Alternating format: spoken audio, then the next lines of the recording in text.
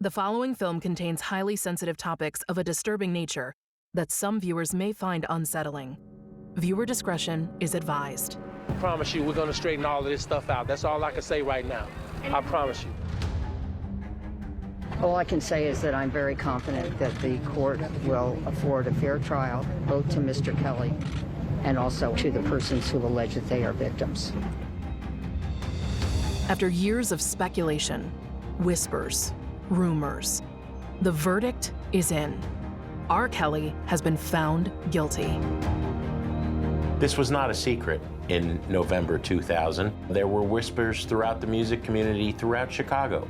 The alleged crimes are some of the most heinous, graphic, and disturbing ever to go before a court. Guilty on 9 counts, including racketeering, kidnapping, bribery, sex trafficking, and sexual exploitation of a child. For many, this was justice that took far too long to manifest. For decades, there were reports of dangerous and corrupt behavior haunting the king of R&B. Now, the king has fallen, and the autopsy of this impossible sequence of events can begin. This trial was rigged in 2008. Make no mistake about it. This predator preyed on them repeatedly. There's still time for justice for them. And they're not alone. That's good. You're not alone. I have sang with this man. I have taken photos with this man. We need to music, stop celebrating this man. Mr. Anton refers to some of the alleged victims as, quote, groupies, end quote. This is both inaccurate and hurtful to many of the victims. They are not groupies. They are instead brave victims who are seeking justice. The real story is almost too shocking to believe. The power, the truth, the verdict.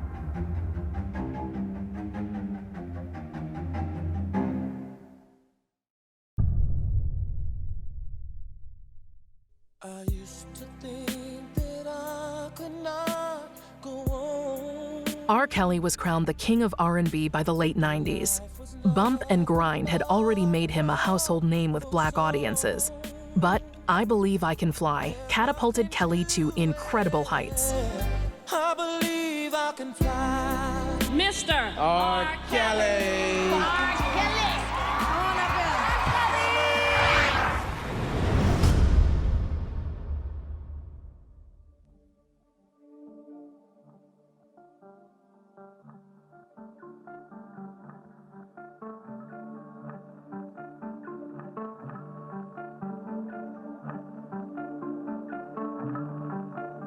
He became an international superstar. He received 5 Grammy nominations and took home 3.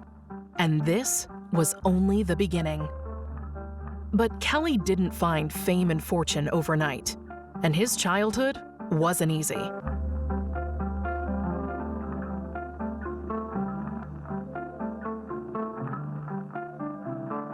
Born in Chicago 1967, his father was absent for most of his life. His single mother, Joanne Kelly, raised her children in the Baptist church, where she sang lead in the choir. Their home was a bare, cramped space in the Ida B. Wells public housing project in Chicago's Bronzeville neighborhood. Kelly grew up in a house full of women who he said would act differently when his mother and grandparents were not home. From age 8 to 14, Kelly was sexually abused by an older female family member. Explaining why he never told anyone, Kelly wrote in his 2012 autobiography, Solar Coaster, that he was too afraid and too ashamed. Around age 10, Kelly was also sexually abused by an older male who was a friend of the family. At age 11, Kelly was shot in the shoulder while riding his bike. The bullet is reportedly still lodged in his shoulder. Undiagnosed dyslexia left Kelly with a struggle to read and write. He dropped out of high school. As a teenager, he began street performing under the Chicago Transportation Authority L tracks. eventually forming a group with friends Mark McWilliams, Vincent Walker, and Sean Brooks. In 1989, they formed the group MGM. In 1990, MGM recorded and released one single. In 1991, Kelly left the group and signed with Jive Records.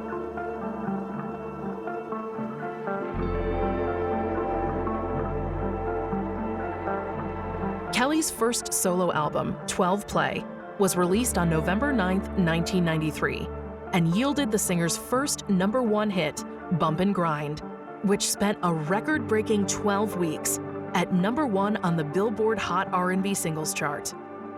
In 1995, Kelly garnered his first Grammy nominations, 2 for writing, producing, and composing Michael Jackson's last #1 hit, You Are Not Alone.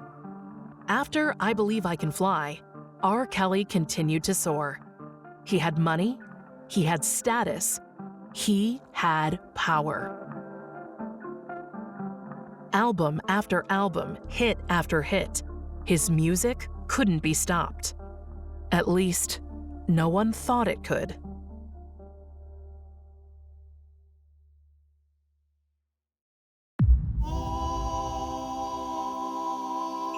Please welcome Aaliyah.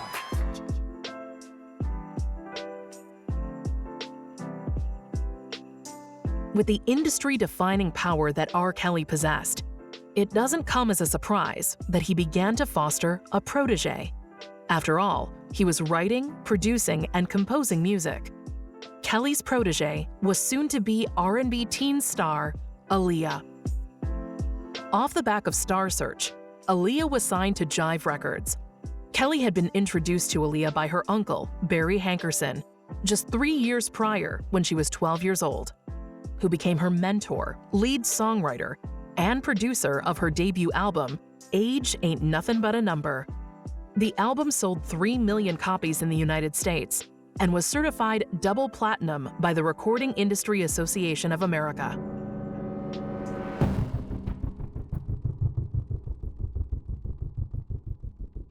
According to Vibe and the Chicago Sun-Times, 27-year-old Kelly and 15-year-old protege Aaliyah were illegally married in a secret ceremony on August 31, 1994, in Cook County, Illinois.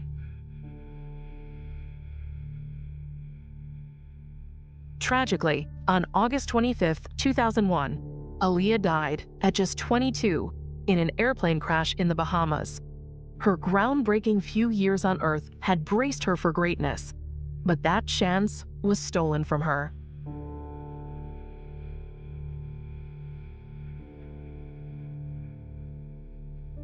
There are claims that Aaliyah had misled Kelly and told him that she was in fact 18 years old.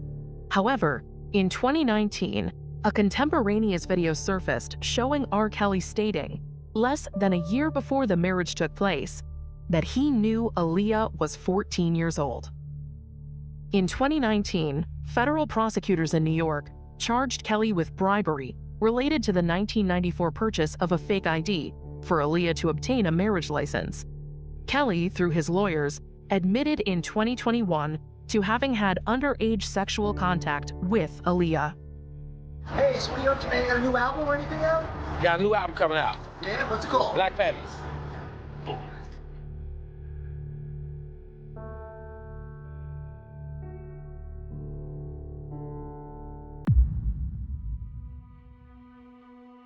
I was the pop music critic at the Chicago Sun-Times, and I had reviewed TP2.com the day that it came out and compared him to Marvin Gaye in terms of his genius as a songwriter and singer. And that prompted this anonymous fax saying, you compared Robert to Marvin. Well, Marvin had his problems, but they're not like Robert's. Robert's problem, and this is a thing that goes back many years, is young girls.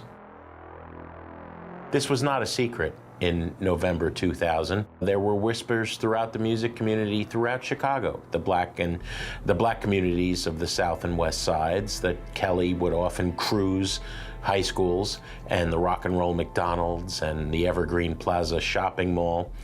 And there was the craziness with Aaliyah. There was a marriage certificate printed in a national magazine here, Vibe, that said he'd married her when she was 18 and he was 27, except she was 15, and that was in all the press surrounding the debut album that he had written and produced for her, which he called Age Ain't Nothing But a Number. The media attention surrounding what at the time were unconfirmed reports of a secret wedding with an underage girl soured Kelly's public image. But the threshold for toppling powerful men can be unjustly difficult. During his career, he generated $250 million in income for himself. He had money, he was a cash cow. They were not going to stop that income from being generated. In 1996, Tiffany Hawkins became the first woman to allege sexual abuse publicly at R. Kelly's hands. She claims to have suffered personal injuries and emotional distress throughout a 3-year relationship. In court documents, she said she began having sex with Kelly in 1991, when she was 15 and he was 24, and the relationship ended when she turned 18. According to the Chicago Sun-Times, Ms. Hawkins sought $10 million in damages, but accepted a fraction of that amount when the case was settled in 1998. In April 2002, R. Kelly was sued once again by Patrice Jones, a Chicago woman who claimed he impregnated her when she was underage and forced her to have an abortion. Montina Woods also sued Kelly at the time, alleging that he videotaped them having sex without her knowledge. The star settled both cases out of court, paying undisclosed sums in return for non-disclosure agreements. Battling these lawsuits may have been exhausting, but something even more sinister was about to emerge from the depths of the unfathomable.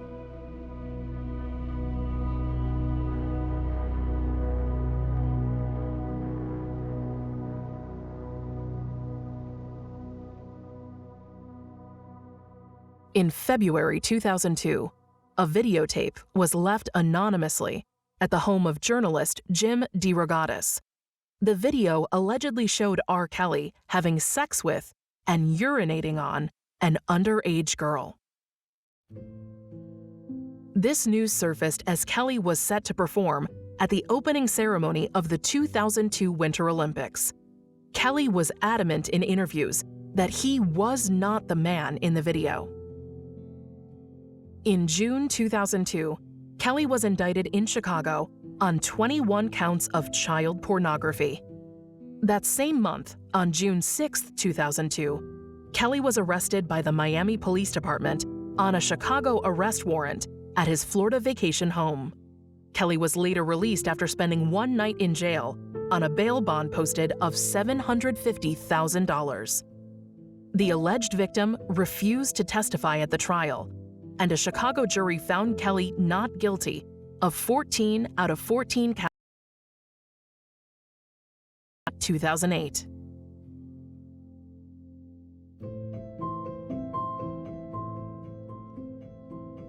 While investigating the photographs reported in the Chicago Sun-Times, Polk County Sheriff's Office searched Kelly's residence in Davenport, Florida.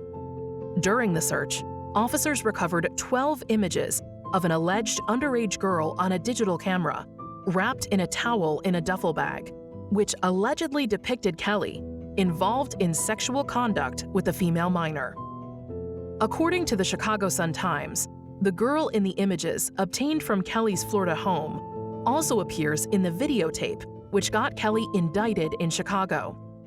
Kelly was arrested on January 22, 2003 by police investigators from Polk County and Miami-Dade County at Miami's Wyndham Grand Bay Hotel on those charges of 12 counts of possession of child pornography. Kelly was later released from a jail hours after on a bond posted of $12,000.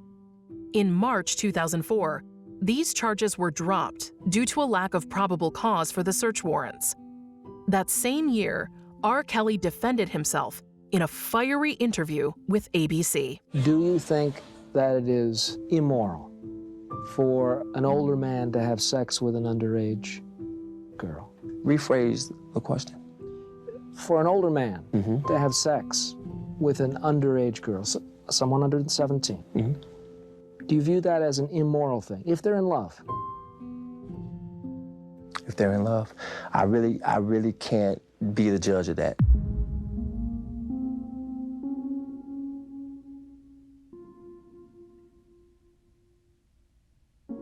On July 17, 2017, an extensive BuzzFeed article was published titled "Inside the Pied Piper of R&B's Cult." Jim DeRogatis wrote the explosive piece and alleged that Kelly was accused by 3 sets of parents of holding their daughters in an abusive cult. The article alleged that Kelly seduced young women when they approached him for help with their music careers, before taking control of their lives, dictating what they eat, how they dress, when they bathe, when they sleep, and how they engage in sexual encounters that he records. The star also confiscated the women's mobile phones, barring contact with friends and family. Allegedly, the women were forced to perform sex acts on command, forced into group sex, and humiliatingly urinated on. Kelly would allegedly record these acts and share them with his associates within his inner circle. The allegations came from 3 former employees and the parents of several women, who said their daughters had all but vanished. The parents of one of the victims claimed that it was if their daughter was brainwashed, and they called R. Kelly the puppet master. 2 of the women caught up in these allegations affirmatively denied that the musician was stipending their freedoms, but any suspicions would soon be thrown into the spotlight.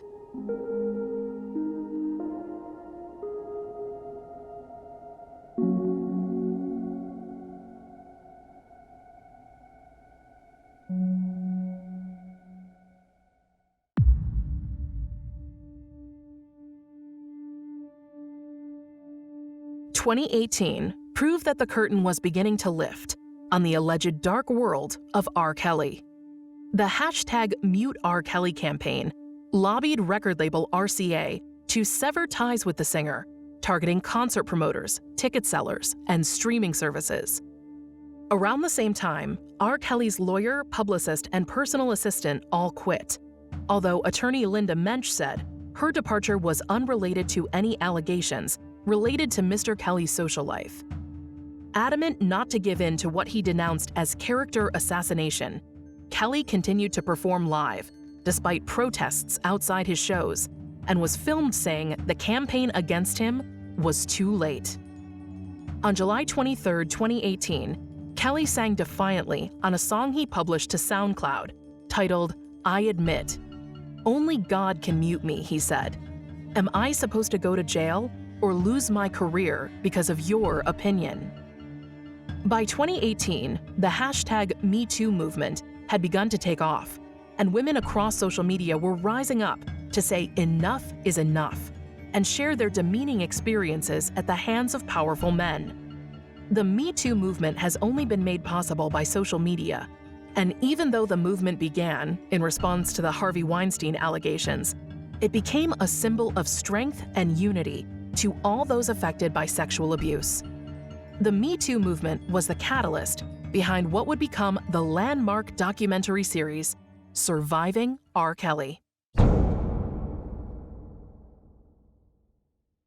I think that the Lifetime documentary certainly inspired and empowered many persons who allege that they are victims to feel that, knowing that there are others, that they could now come forward and speak and that they would have the confidence to do so. I never thought I would see this day. Mm-hmm. Many victims feel as though it's been a long time coming. Mm-hmm. We're seeing justice, like every day it's a new development, and I'm happy to see that all of us coming out wasn't in vain. It's not too late for even more persons who believe they were victims of Mr. Kelly to come forward. For Mr. Kelly's defense team to call victims who were all mostly underage remorseful groupies is the most desperate attempt to once again take responsibility off of a predator and throw it onto minors who could not legally consent to sex with Mr. Kelly. The responsibility fell and falls on Robert, the adult. So now we are calling underage child pornography victims remorseful groupies. This is the most insensitive, ridiculous attempt to save Mr. Kelly. It's too late. It just seems as though your time is up. All in all, this has been very emotionally challenging for me, but with the support from others like Gloria, I am starting to really see and know that there is a life for me after abuse. Lizette Martinez, who is here with me today, is not one of those 5 victims. However, she is a potential witness. Lizette is a victim who told what she alleges about her victimization by Mr. Kelly in the Lifetime documentary, Surviving R. Kelly. She has reported what she alleges to law enforcement, and I'm very proud of her because it takes a great deal of courage to recall what was and is a very painful experience in her life.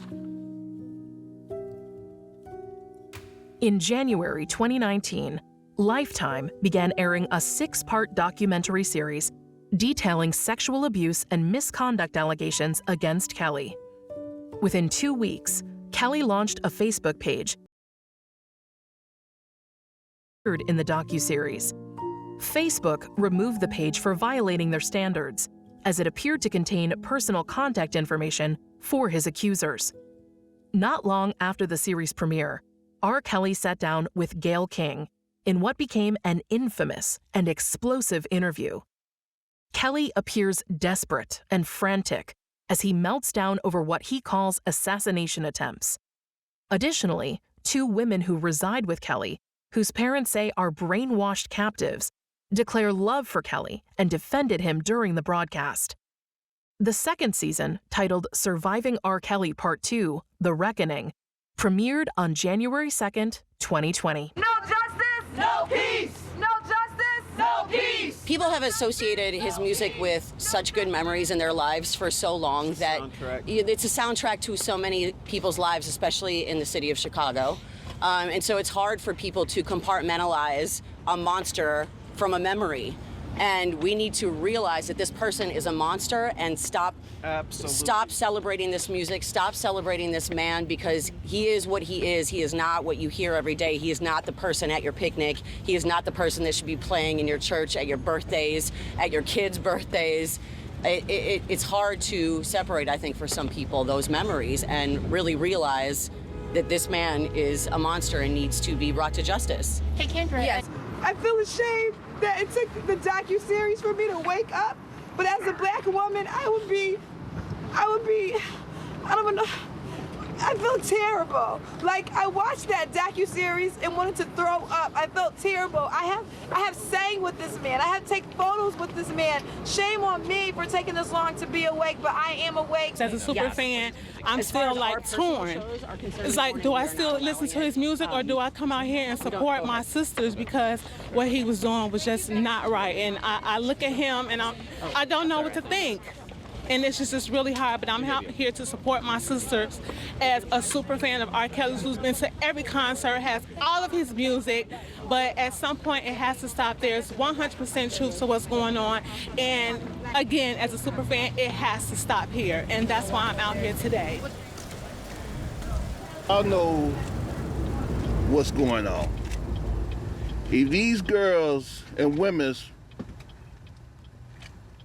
was trapped, R. Kelly would have let them go. My brother's not going down for this crap, okay? And that's about it. I appreciate it. When women call him a monster, what do you say? He's not a monster. He's a human being just like us. He's not a monster at all. A monster is when you doing crazy crap, crazy things, okay? That's a monster. 48 women cannot be lying. Women that I've talked to for 19 years of reporting across the country, separated by decades, telling the same story, who have never met each other, cannot all be lying. the 26-minute, 39-second videotape for which he was indicted in 2002 on 21 counts of making child pornography. His money enabled him to delay the start of that trial for 6 years. And yes, he was acquitted, but the jurors who saw that video were horrified. It is the most disgusting and horrible thing I've ever seen in my life.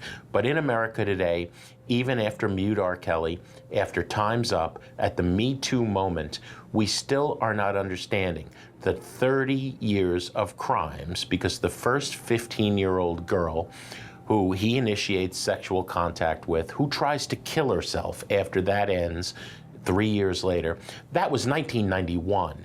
But this idea of a cult and brainwashing, it is being investigated by the FBI, the IRS, and the Department of Homeland Security, which is in charge of sex trafficking in the United States. The federal indictments are being prepared, a grand jury is sitting, and those federal charges are coming down within a month. This man is the worst predator in the history of popular music, an art form with a long and ignoble history of men treating women badly.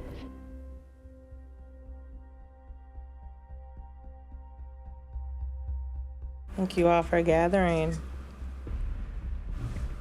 The recent allegations against entertainer R. Kelly and the recent Lifetime documentary series are deeply, deeply disturbing.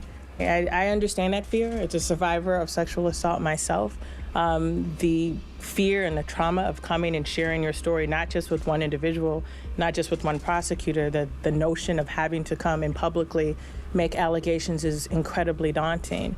What I will say is that if we are going to take these allegations seriously, it requires, this isn't one of those situations where it's just forensics. We need actual witnesses and victims to have the courage to tell their stories. If they have concerns about further victimizations of others, it becomes necessary to have the courage to come forth and tell what happened. This trial was rigged in 2008. Make no mistake about it. And that is how they were able to procure the acquittal of Mr. Kelly in 2008. And I am highly confident that this time around, the result will not be the same. On February 22nd, 2019, the Cook County State's Attorney's Office in Illinois charged Kelly with 10 counts of aggravated criminal sexual abuse. The charges allege that from 1998 to 2010, Kelly sexually abused 4 females, 3 of whom were teen minors at the time, with evidence, including a video provided by Michael Avenatti, infamous celebrity prosecutor, that allegedly depicts a new crime. On the day the charges were announced, Kelly turned himself in and was arrested by the Chicago Police Department and taken into custody. The judge set a $1 million bond and ordered Kelly to have no contact with any minor under 18 or alleged victim. He pleaded not guilty to all charges, which he called lies. He was released on bail after 3 nights in jail at Cook County. He used his fame and the assistance of some of those who work for him to manipulate and victimize 2 star-struck teenagers who, prior to the night in question, would never have imagined that a celebrity whose music they loved would take advantage of them to selfishly satisfy his sexual desires. Latrice and Rochelle allege that they were teenagers living in Baltimore, Maryland, when in 1995 or 1996, they bought tickets to a concert and after party featuring R. Kelly and LL Cool J. Little did they know that their decision to attend those events would leave them with a shocking memory of R. Kelly that they will never forget. To R. Kelly, I'm sending this message. You have nowhere to run and nowhere to hide. You have been able to get away with your predatory misconduct for far too long. And to date, the only ones who have paid the price of your misconduct have been the young women who allege that you have victimized them. Now, all of that has changed. Your victims are now surrounding you and crying out for justice. They are willing to face their fear and are no longer willing to let you get away with what they allege you have inflicted on them. It is time for you to face the consequences of what you have done in our system of justice. There, your celebrity will not assist you in flying away from accountability. Your time has come to face the many women who have suffered in silence for so many years. They are no longer silent, and their voices are being heard. I was 16 years old and living in Baltimore when I met R. Kelly in 1995. My friend Rochelle and I went to a concert that R. Kelly and LL Cool J were performing in together. Rochelle was only 15 years old. We had bought tickets to the concert and the after party as well. R. Kelly asked me my name and where I was from. He also asked Rochelle and I to go to his suite at his hotel, which he said was at the High Regency Hotel in a harbor in Baltimore. He gave us the information about the suite. We took a taxi and we followed a white van in which R. Kelly was riding to that hotel. When we arrived at the hotel, either Kelly's producer or the manager paid for our taxi. Mr. Kelly had given us his suite number. We both went to the hotel thinking it was gonna be another party there. The white van with Kelly in it went to the back of the hotel. We believe he must have came up a different way. The person who paid for our taxi took us to Mr. Kelly's suite. When we arrived at the suite, we were allowed to go in the inside. The man who let us into the room returned. He had a walkie-talkie. He said, R. Kelly is getting ready to enter the room. Pull up your dresses. Rochelle and I did what we were told. We were standing. We had panties on underneath our dresses. Then R. Kelly came into the room a few minutes later. The other man left right away when Kelly entered the room. Mr. Kelly was wearing jeans and a white t-shirt. His penis was out and over top of his pants. When Kelly was alone with me, he asked me to perform oral sex on him. I was under the influence of marijuana and alcohol, and I did it. He then had sexual intercourse with me, even though I did not have the capacity to consent. When he was finished, Kelly said to me, "You're not gonna please me?" I thought he meant a threesome with Rochelle. I told him that Rochelle was not gonna do it. Then I asked Rochelle to come out of the bathroom.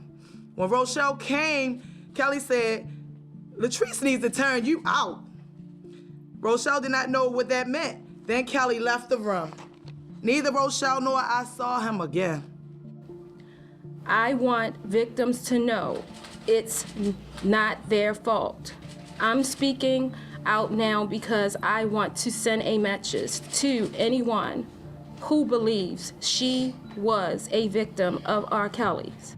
Well, obviously, we wish the bond would have been much higher or there would have been no bond. I'm not surprised by the result, but I will say this. If Mr. Kelly and his enablers and his handlers engage in the obstruction of justice and witness tampering that they did back in 2008, and if we catch wind of it, we're going to bring it to the attention of the state attorney's office. We're very happy with the bond that the judge set. I think it's fair and reasonable given the allegations.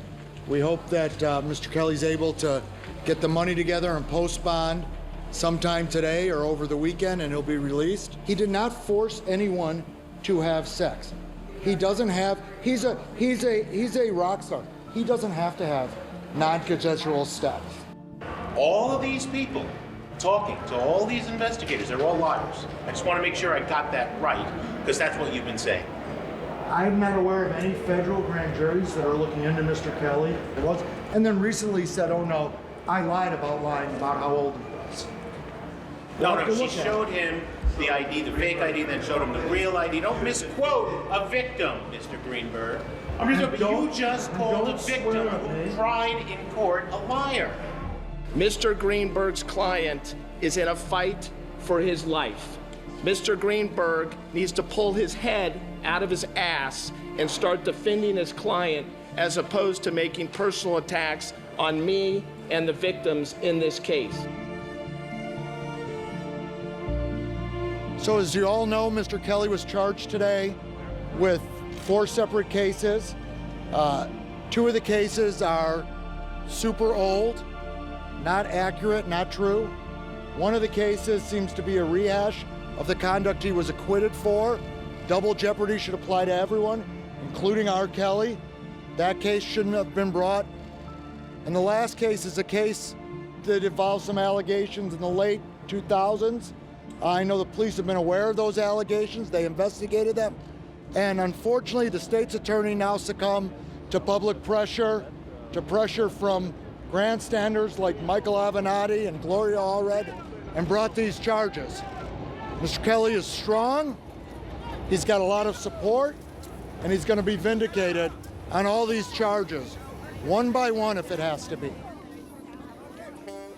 I don't know what the tape is. How can we acknowledge anything exists? We haven't seen it. No one's shown us the tape. No one called up and said, would you like to see it? No one said, can you verify? No one said anything. They're walking around, they say a tape exists. People can say whatever they want. Part of the problem with all of this is that a grand jury investigation is supposed to be secret. And for a secret proceeding, there's been a lot of damn leaks. Look, I finally got around to watching that documentary. And so you had people like Lisa Van Allen. Lisa Van Allen was basically thrown out of court when she testified here at his trial. It wasn't credible testimony. Sparkle says it's her niece, but her niece said it wasn't her. Her parents said it wasn't her. Now maybe they've changed that now because they think there's some gravy chain, or they've got some Michael Avenatti making some kind of promise to him, or Gloria Allred. I don't know, but the fact is that everything in that documentary was a rehash of things they've known for years. The police have investigated, the prosecutors investigated, the jury heard, and everybody rejected it. Okay. Everyone in that documentary, first of all, they're going on a Surviving R. Kelly tour. Have you ever heard of anything like that? Getting paid, selling tickets to go speak to groups about their experiences. Every one of the women in that documentary had a song they were now going to release, a book they were now going to release, a deal they were now going to do. Everybody's trying to profit off of R. Kelly. Hey, I met R. Kelly once. Look, oh, he looked at me the wrong way. Boom, money.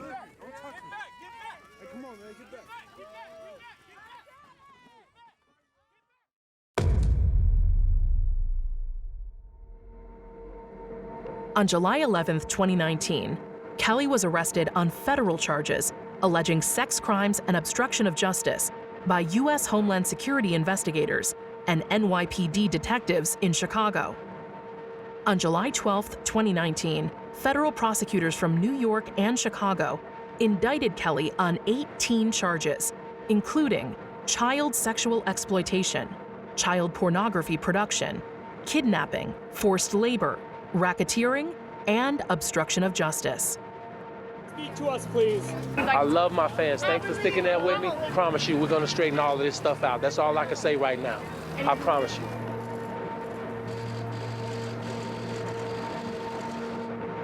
We have now provided 2 videotapes to law enforcement. We are presently trying to locate a 3rd videotape that we know exists. That is the tape with Miss Van Allen, Mr. Kelly, and the 14-year-old girl. On the tape, the 14-year-old girl and Mr. Kelly repeatedly refer to her age as only being 14. This tape is graphic.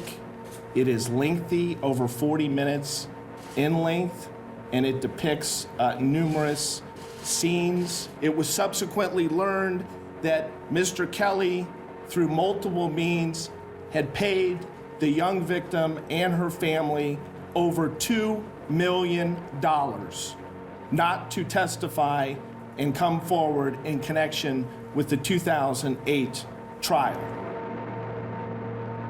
He was first denied bail in October 2019 and denied bail release again in April 2020 during the COVID-19 pandemic.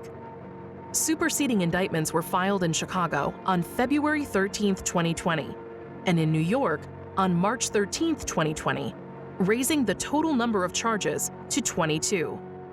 Kelly was incarcerated at Metropolitan Correctional Center, Chicago, from July 11th, 2019 to June 23rd, 2021.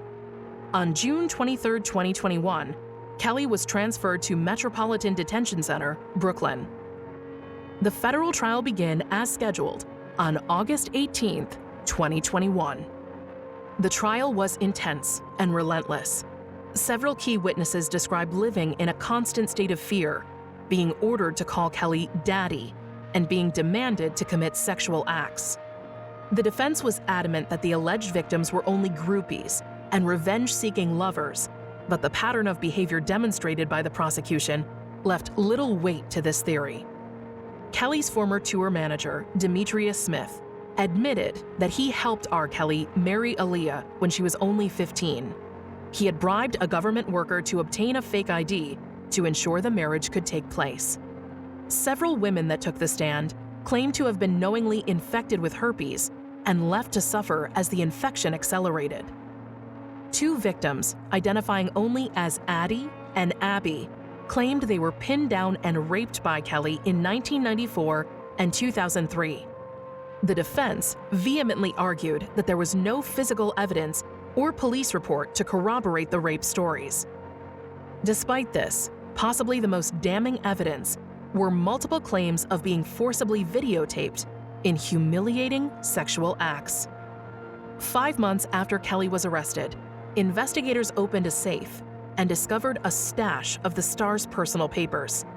Among them were several letters written by the women he is now accused of abusing that appeared to absolve him of guilt. These letters were allegedly written against their will.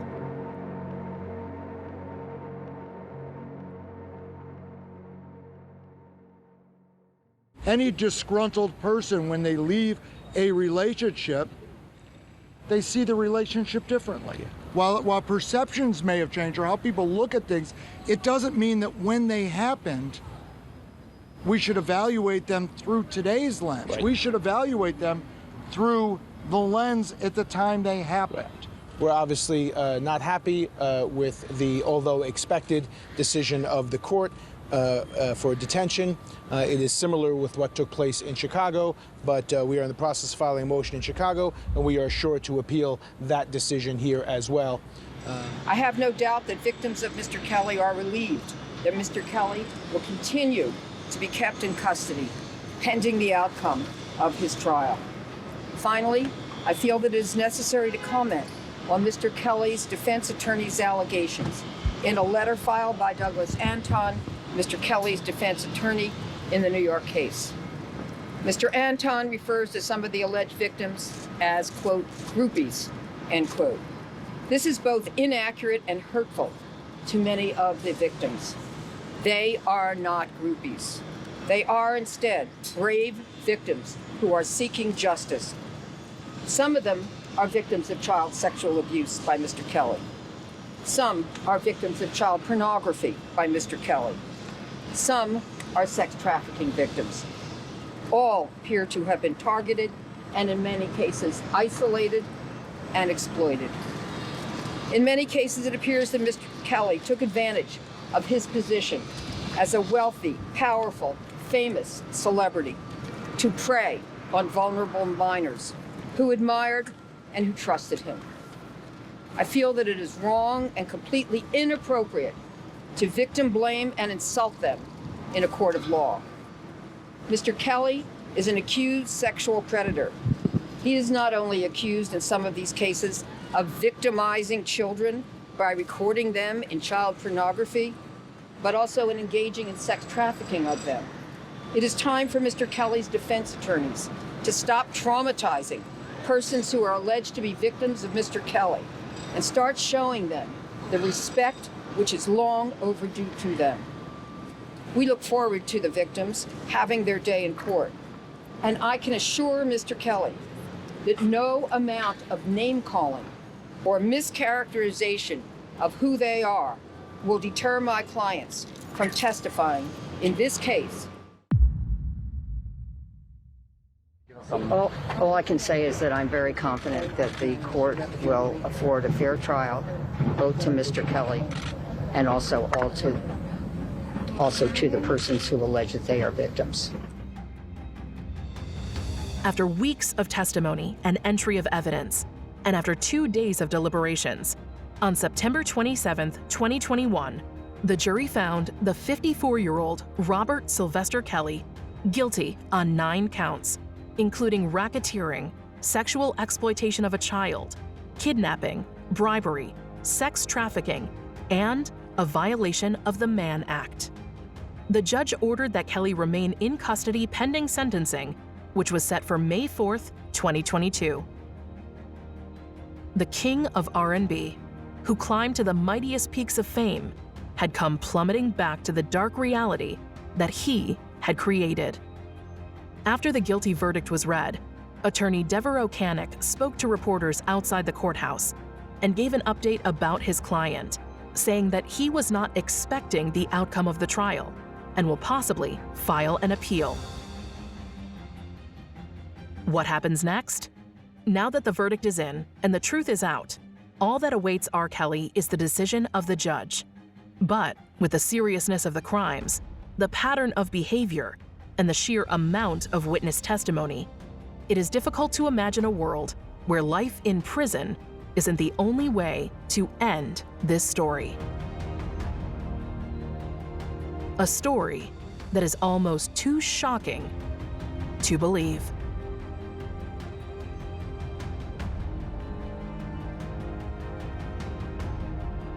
A predator who used his inner circle to ensnare underage girls and young men and women for decades in a sordid web of sex abuse, exploitation, and humiliation.